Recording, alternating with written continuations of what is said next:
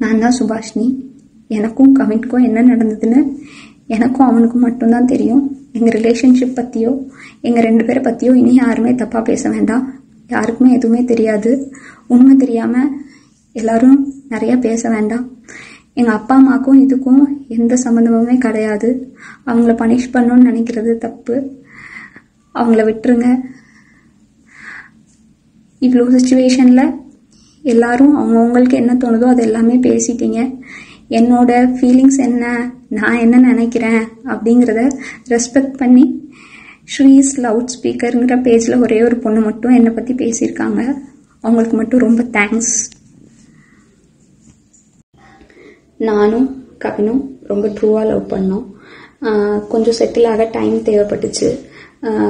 May 30 அப்போ வந்துட்டு சுஜித்தும் கவினும் பேசிக்கிட்டாங்க.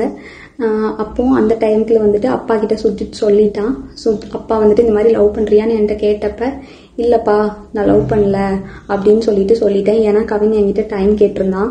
இன்னொரு 6 months கழிச்சு சொல்லு ப்ளீஸ் அப்படின்னு சொல்லியிருந்தான். அதனால வந்துட்டு நான் வந்துட்டு அப்பா கிட்ட அன்னைக்கு சொல்லலை.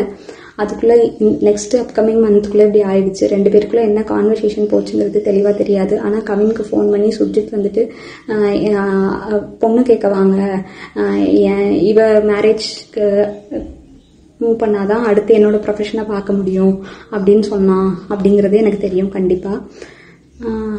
அதுக்கப்புறமா வந்து 27 என்ன நடந்துச்சு அப்படின்னா, அன்னைக்கு கவின் வராங்கிறது எனக்கு தெரியாது. நான் 28 ஈவினிங் தான் வர சொல்லியிருந்தேன்.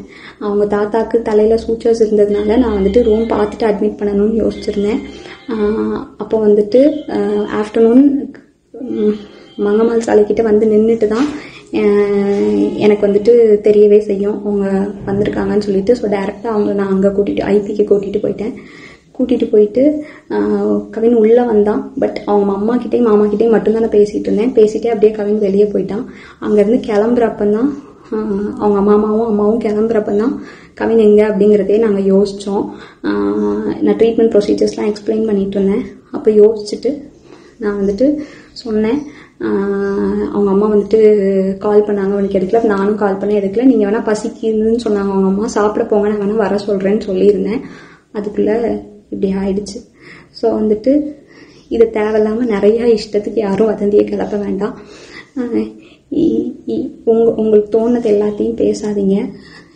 எங்கள் அப்பா அம்மாவுக்கு இதில் எந்த சம்மந்தமுமே கிடையாது, அவங்களுக்கு தெரியாது. இதை இதோட விட்டுருங்க.